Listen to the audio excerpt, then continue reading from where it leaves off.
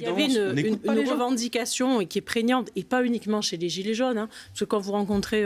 moi, je suis marseillaise. Hein, quand je rencontre les Marseillais, beaucoup me disent oui, de toute façon, moi, j'en ai un petit peu assez d'aller voter parce que systématiquement, je vote, mais je ne serai jamais représentée. Il y a cette question de la représentativité. Elle n'est jamais sortie du grand débat. Pour l'instant, elle n'y est pas.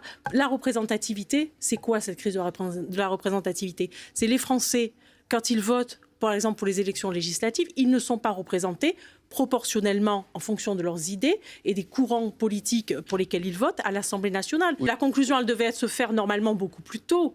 Parce que pour sortir d'une crise pareille, où on a vu Paris à feu et à sang, où on a vu dans des villes, enfin des scènes quand même complètement hallucinantes, eh bien, il y avait la possibilité de créer ce qu'on demande depuis 30 ans, un référendum d'initiative citoyenne, comme ce que voulait exactement d'ailleurs la plupart des Gilets jaunes qui souhaitaient effectivement qu'ils puissent être entendus, et puis la dissolution de l'Assemblée nationale avec, évidemment, derrière la proportionnelle intégrale pour qu'un maximum de Français puissent être représentés. Il n'est pas normal que ni la France insoumise, ni le Rassemblement national aient si peu de députés par rapport au vote. Et, voilà. Et pour vous aussi, au Rassemblement national, il n'y a rien à garder, il n'y a rien de bon dans ces 3 mois de grands débats. Pour l'instant, il n'y a rien. Quand Emmanuel Macron et quand le gouvernement déjà s'accordera aussi sur les mesures à mettre en place et cessera de faire un coup oui, un coup non, et puis s'attaquera aussi